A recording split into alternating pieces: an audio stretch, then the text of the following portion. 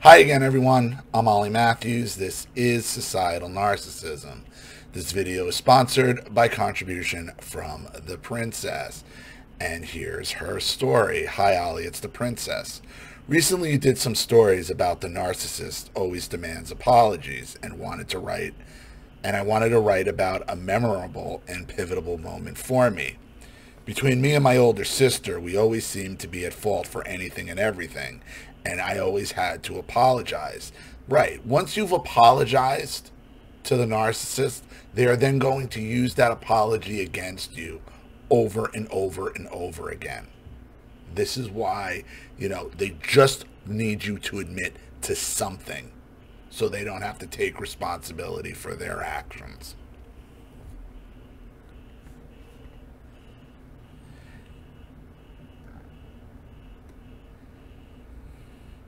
My brother didn't pick up his shoes after being screamed at. I had to apologize. I didn't finish something in the time she thought it would take me. More screaming. I had to apologize. I didn't read her mind. You got it. Screaming, and once again, I had to apologize. Right, because as long as you're apologizing, you're defending yourself.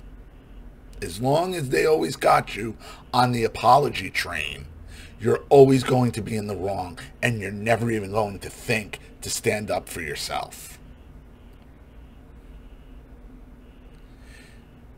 She fucked up something. Yep, that was my fault too, and I had to apologize. Again and again and again. I have to say, I'm sorry. I would tell my dad how unfair it was, and he would keep telling me, just tell her you're sorry so she'll stop. Or, God damn it, just do it and shut her up. Yeah, your dad's a big pussy. Your dad is a big pussy. As long as he's attacking you. See, he wants you to apologize, because if she didn't get the apology from you, she was going after your father, and he was going to have to hear about it. So he would rather her abuse you so he didn't have to listen to it. That's why he would just say, shut up and apologize. Just say it to shut her up. That's why, because he didn't want to stand up to her. So what does he do? He lets his daughter get abused for decades because he doesn't have the balls to stand up to his wife. Yeah, he didn't want to deal with her, but expected us kids to be able to handle mom. So it was drummed in me since I can remember that I was at fault and was the one who needs to apologize. For years, I would just apologize for anything around me, just not to be screamed at or threatened, trying not to trigger a rage. Right. They put you on the apology train. It's a training method. So you never question them and you'll never fight back. Or just to make her stop whatever she was raging about. She always demanded an apology. This was my grandmother. This was my mother's mother, Virginia. Always looking for a fucking apology. Always. I know other people like this. Usually, it was always women. Like, I knew another woman from a chat program that we just used to make. Like, no matter who screwed up, we would say, go apologize to so. Like, she collects them. They're like an apology. They collect apologies like a bone collector. Like, apologize.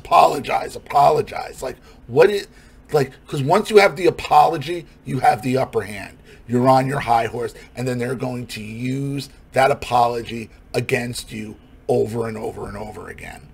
That's why you never apologize to these people. Never apologize to a narcissist, even if you're wrong. Even if you're wrong, and as shitty as that is to say, you can't, because you're dealing with a sociopath who's going to use it against you anyway. Whether you apologize or you don't apologize, it really isn't going to change much, it's just going to shut them up in the short term until they move on to the next thing that pisses them off, where they seek out the next apology. So what does it really matter if they are hung up on a rage on the same issue, or you give them the apology and now they're just looking for the next apology and next apology and next apology? It doesn't change their behavior whatsoever. Shuts them down temporarily. And all it does now they have an arsenal of apologies to use against you. For if the day ever comes, God forbid, that you decide to fight back. Not surprisingly, she never gave any apologies. There were more times than I can count that Mom would be screeching at me for something completely not fault. I'd be hysterical crying. I'm sorry. Why are you screaming at me?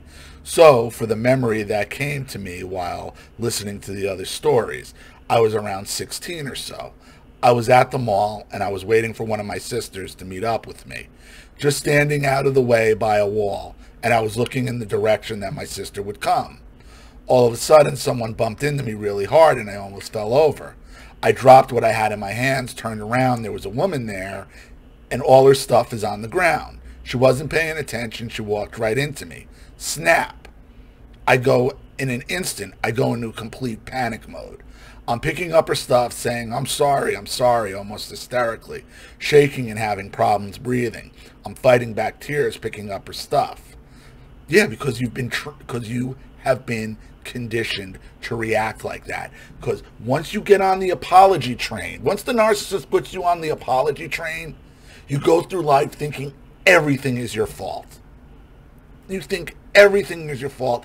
Everything that goes wrong is your fault, that you're going to be blamed for. Because at home, around this person, that's true. No matter what happens, they're going to twist it into somehow it being your fault.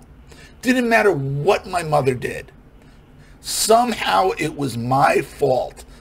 She ran like, and I tell one of the examples I give, like she would run over the garden hose constantly run over the garden hose, and the way it was stretched out, there was a couple right in the middle of the driveway, and she'd break the couple. She did this to like 10 different garden hoses on my father.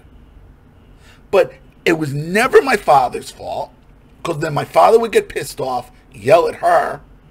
Now, he'd never get blamed, because you could have just bought a longer hose so you didn't have to couple it, which was obvious. He would tell her, just when you see the hose, don't run over it, just park in front of the hose. My parents had something like, has to be a 70-foot driveway. Has to be a 70-foot driveway from the apron to the garage, which sits right at the property line. Has to be a 100-foot driveway, a 70-foot driveway. Plenty of spot, so she has a good 40 feet to park before that hose, and she'd run over it every time. And every time she ran over it, guess whose fault it was that she got yelled at by my father? Mine. Because either I distracted her, I had done something that she was thinking about because I was a bad kid. Somehow, it's my fault.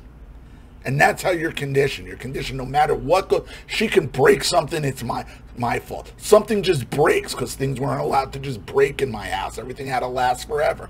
I must have done something. I must have used it. I must have moved it. I did it. I moved something wrong. Things just don't break. It's your fault.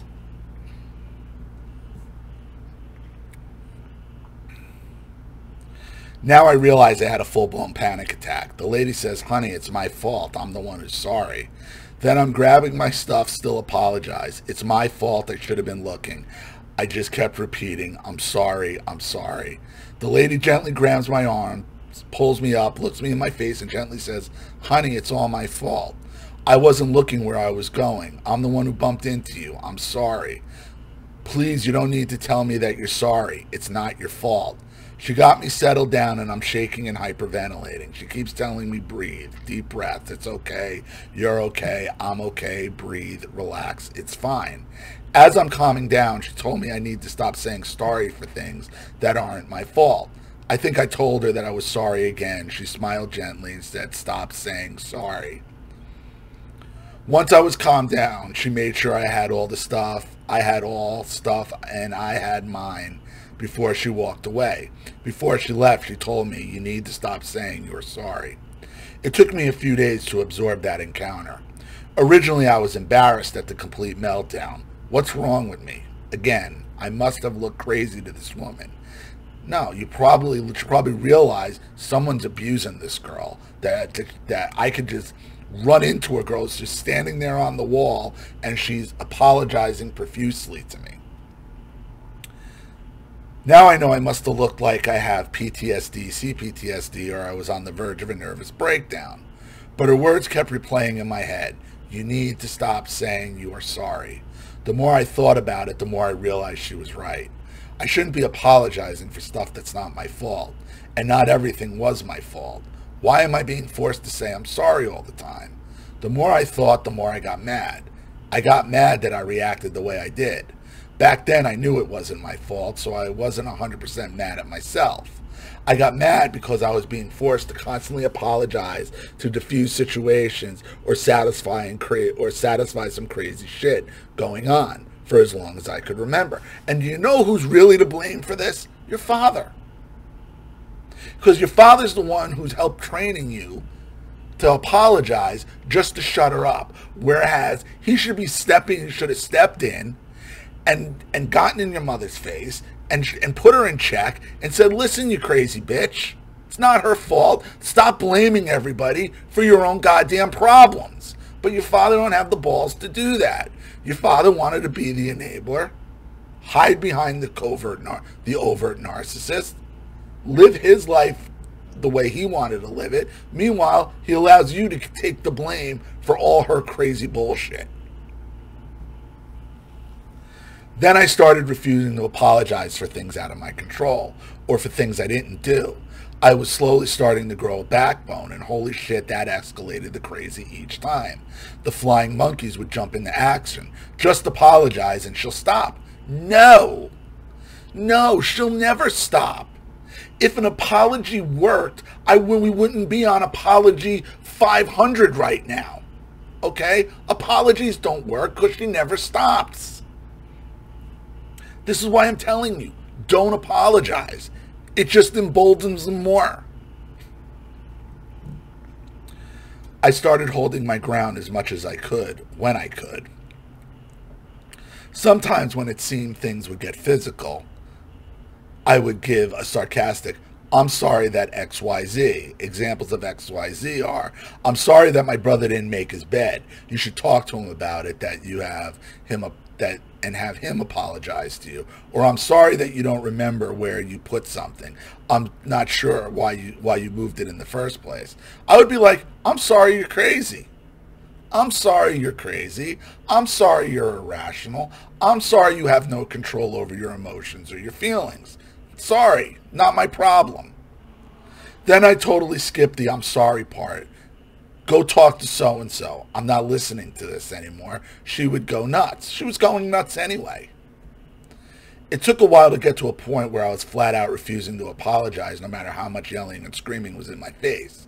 I would start yelling back, it's not my fault, stop screeching at me. I'd get bolder and tell her to go demand an apology from whomever should apologize. When she would be out of control and start menacing me or getting physically aggressive, I'd curse her out. Get out of my fucking face. I'm not apologizing for something I didn't do. She was losing control, so things weren't getting better for me at home. I would hear her tell people I was out of control. Oh, he's out of control. Get the bat. He's out of control. And the reality is, these borderlines, these narcissists wouldn't be able to handle a child that was truly out of control. They wouldn't know what to do. Dad would just want her to stop because she was ranting and raving on him. Good. He should have checked her years ago and it might have stopped. I get pressure to just do what she says and make her stop. I started talking back more and tell any of the flying monkeys they could go apologize and take the blame, and that I wasn't taking the blame anymore. I'd still get punished, but at least I was standing up for myself. She'd take away my stuff or wouldn't be allowed to do things. Over the years, I thought of that moment, and I always wondered what that woman thought. She bumped into some teenager and triggered a complete meltdown. She was kind and didn't didn't need to be. She could have told me it was my fault, grabbed her stuff, and walked away. However, she spent a few minutes to calm me and give me words of truth. Did she know I needed those kind words? Probably, yeah. Probably. I mean, who gets run into and then apologizes? Seriously. So she knew something was up. Was this the universe trying to help me somewhere? Did she suspect I was abused? Absolutely. Absolutely. That's why she told you need to stop apologizing for things that aren't your fault, because she recognized you do this all the time, or we're doing it all the time. Would she know the impact of her kindness that day? Probably not. She probably hoped. She probably hoped it had an impact, but, you know, whether she knew it or not, like, did she walk away like, I just changed that girl's life? Probably not. She probably did what she thought she best she could do and hope it changed, but I don't know, probably not. I'm pretty sure she was the first person to ever tell me to basically stand up for myself when everyone else was just telling me to take it, so they didn't have to deal with the tantrums. Eventually, Mom broke me, but at least I stopped apologizing. Thanks, the princess. Exactly. You can't control the rages. You're not going to, an apology isn't going to fix anything. It might make the rage stop temporarily until she moves on to the next slight, to the next thing that needs to be next thing that needs to be apologized for. And what do they do with those apologies? They keep them, they store them, and then they use them against you as evidence of you being out of control, or a bad kid, or defiant, or disrespectful, or why they're justified doing what they're doing to you. So don't apologize. Ever. Ever. Because all it does is give the narcissist power. Period. So I hope that helps. Thank you so much, Princess, for another contribution and story. I really appreciate it. Thank you to everybody watching. Please leave any opinions or advice in the comment section below. And again, if you want your story read on the channel, you have a topic you'd like me to cover, something you'd like to expose, you'd like to set up a Skype, a phone call, have a private video made, you'd like to sponsor a video like this for someone who needs help and can't afford it, or just make a contribution to the channel in general to keep it supported, growing, and successful, because this channel survives 100% on contributions from all of you. Without you guys, all this goes away. So if you like what you see here and you want to see more videos like this, you know what to do with either the Cash App, Zelle, PayPal, and email links in the description box below. Also, please like and share this video wherever you can. Subscribe to my channel if you haven't, and be sure to click the subscription bell to be notified of all my video uploads. Also, be sure to subscribe to both my channels on Rumble. Follow me on Twitter and Telegram as well. I'm Ollie Matthews. This has been Societal Narcissism. Take care, everyone.